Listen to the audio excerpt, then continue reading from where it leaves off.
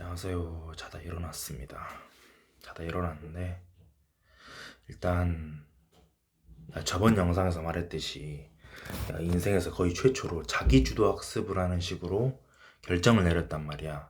자기주도적으로 사교육을 이용하겠다고 결정을 내렸어.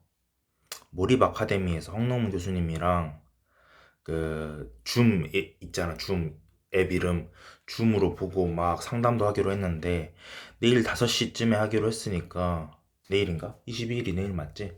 내일 5시쯤에 하기로 했으니까 하면 되는데 사실 걱정이 좀 앞서. 뭔 걱정이 앞서냐면은 내가 몰입 아카데미에서 뭘 수료한다고 해서 진짜 공부를 잘할 수 있을까?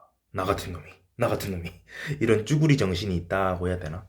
쭈구리 정신이란 말은 없지. 파이팅 스피릿은 있어도 쭈구리 정신이란 말은 없어. 쭈구리 태도라고 해야겠지.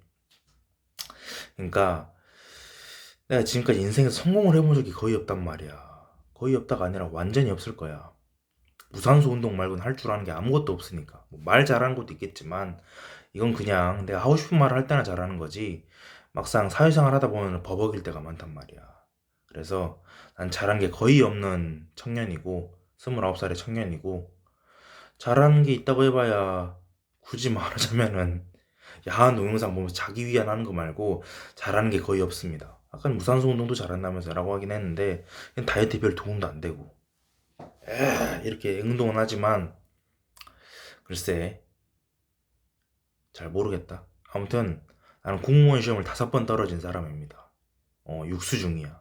그래서 지금 정신이 오락가락할 정도로 거의 절망 속에서 살고 있다고 해도 나쁘지 않을 거야. 그렇게 말해 틀린 건 아닐 거야. 요새는 많이 행복하거든. 근데 행복의 원인이 어떻게 결과를 많이 내려놔서 그런 거 이거도 하거든. 말이 꼬이네. 어찌됐든 뭐 몰입 아카데미에서 뭘 한다고 해서 결과에 다 집착하게 될 일은 절대로 없겠지. 황론문 교수님도 뭐 결과에 집착하는 그런 사람은 아니니까.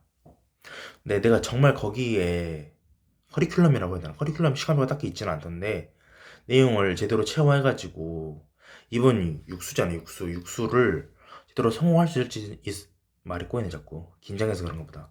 성공할 수 있을지는 나도 잘 모르겠습니다. 사실 몰입 아카데미보다 훨씬 더 정교한 프로그램이 스터디 코드였잖아. 3.0 기준이야. 3.0 기준.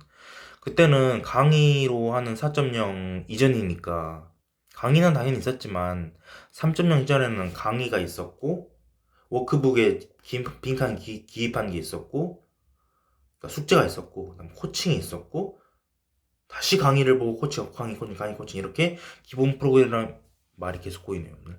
기본 프로그램이랑 지속 프로그램이 있었단 말이야. 그것도 제대로 그렇게까지 세밀하게 짜주는 것도 제대로 체화를 못해서 내가 스카이를 못 갔는데 공무원 시험이라고 다를까 이런 생각이 드는 거야. 근데 좀 빡치는 게 스터디 코드가 라이브 코드까지 진화했음에도 불구하고 공무원 시험 대비를 안 해주더라.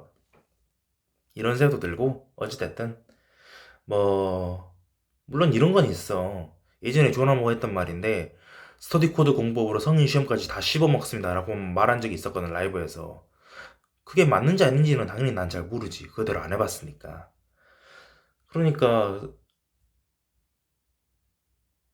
스터디 코드는 입시로만 퉁치고 나머지 성인 시험의 공부는 뭐 양치기로 하든가 치열을 충만하게 하세요 이런 건지는 나도 잘 모르겠지만 어찌됐든 라이프 코드가 더 발달하면 성인 시험에 대한 강의도 만들지 않을까 이런 생각도 들고 그리고 성인 시험에 대한 강의는 스터디 코드보다는 이윤기 변호사의 공법이 더 활발하게 만들어졌기 때문에 말 나온 김에 이 책도 다시 한번 읽어봐야겠다.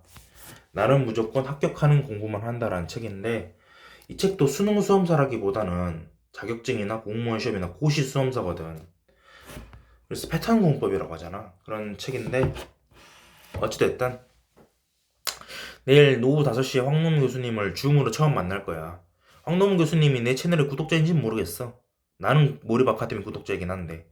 그러니까 황놈 교수님 입장에서는 내 얼굴을 처음 볼 겁니다. 내 목소리를 처음 들을 거고. 그래서 좀 많이 떨립니다. 어씨, 내가 삐뽀이면 어떡하지 이런 생각도 들고.